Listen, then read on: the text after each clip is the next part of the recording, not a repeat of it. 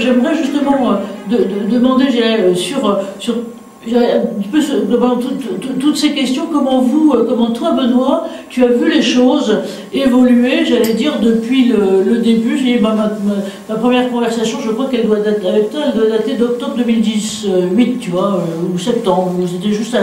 D'accord, oui, mais finalement, vous le mettez aussi sur le biais et de la finalité, c'est pas qu'un biais, sur l'axe de la finalité et de la réalité, finalement, d'une vraie égalité entre hommes et femmes, notamment sur le port de charge, et puis vous mettez aussi l'accent beaucoup sur la prévention, et en disant, bon, c'est bien effectivement de faire appel à exosquelette, à la fois quand on a eu une douleur constatée, mais même avant, mais de le faire de façon antérieure, avant même et hors port de charge lourde. Donc ça, c'est tout à fait bien intéressant. Si vous voulez bien, on reprendra cette discussion un petit peu plus tard. Et là, après l'été, et donc c'est le moment où j'ai commencé à connaître ça. Comment tu as vu les choses et justement cette question, toi qui es à la fois concepteur, innovateur, j'allais dire dans l'âme, puisque tu as dirigé des pôles d'innovation je crois que c'était dans ton ouest maintenant d'attache actuellement. Comment tu as vu les choses évoluer sur tous ces points-là? Benoît, c'est à toi. Alors justement, effectivement, il y a plusieurs points super intéressants qui ont été évoqués, à la fois sur le problème des aspects morphologiques, j'y reviendrai très rapidement, et sur les aspects de la charge que portent les personnes, et sur les aspects de féminisation de certains métiers qui sont dits masculins. Juste une petite valeur, 2/3 des emplois en France ne sont pas mixtes, c'est-à-dire sont très majoritairement réalisés par des hommes ou par des femmes.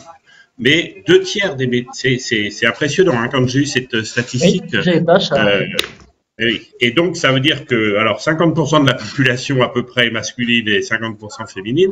Et là-dedans, plein de métiers sont dédiés aux femmes. Donc, pour ce qu'on a vu évoluer, nous, c'est quasiment une des premières choses qu'on a vues sur un des premiers exosquelettes qu'on a intégré, qui était l'exosquelette de Skelex pour les bras levés.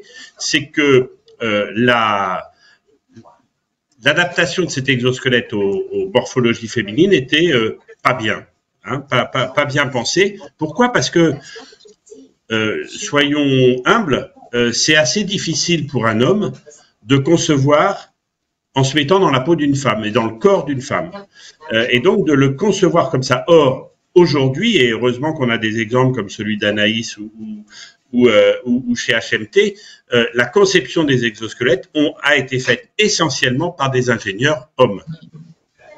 Et moi, une des premières choses qu'on a fait chez GoBio à l'époque, c'est d'embaucher une thésarde, Aurélie Moyon, à qui on a demandé, qui faisait une thèse en ergonomie et design, et à qui on a demandé de regarder tous des problèmes d'ergonomie, alors pas spécialement pour les femmes, mais des premiers exosquelettes que l'on intégrait. Et elle a très vite avancé sur le domaine de l'exosquelette de Skelex pour faire tout un tas proposer aux fabricants, parce que c'est pas nous qui le concevions, des évolutions pour tout bêtement, on en parlait tout à l'heure, les problèmes de la poitrine, pour que la sangle pectorale soit réglable en hauteur, pour qu'elle puisse être positionnée au confort de la personne. Les morphologies féminines sont beaucoup plus variées que les morphologies masculines. On a eu un autre exemple que j'ai déjà cité sur un UX Forum, mais à la blanchisserie de l'hôpital universitaire de Genève. Cette blanchisserie est tenue essentiellement pour l'accrochage des habits sur des cintres par des femmes qui sont essentiellement des femmes du sud de l'Europe, d'Italie et du Portugal. La plus grande, quand j'y suis allé, mesurait 1,60 m.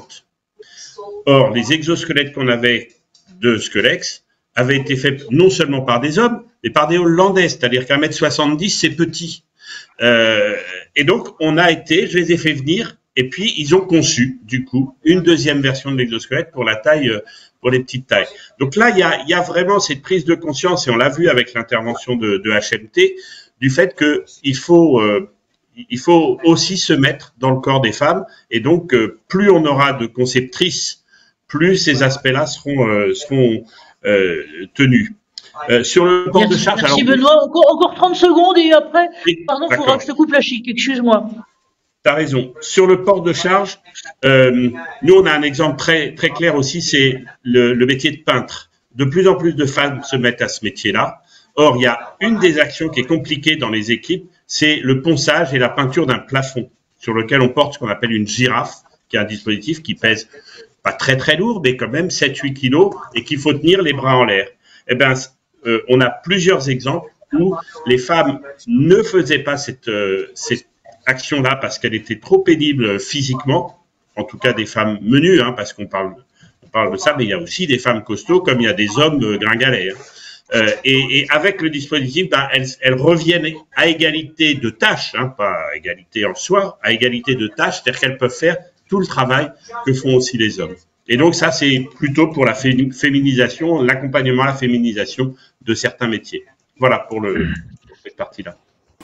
Merci Benoît de la très grande clarté des choses. Et là aussi, même chemin que celui qu'indiquait Marjorie tout à l'heure, on va vers plus d'égalité, quelles que soient les morphologies.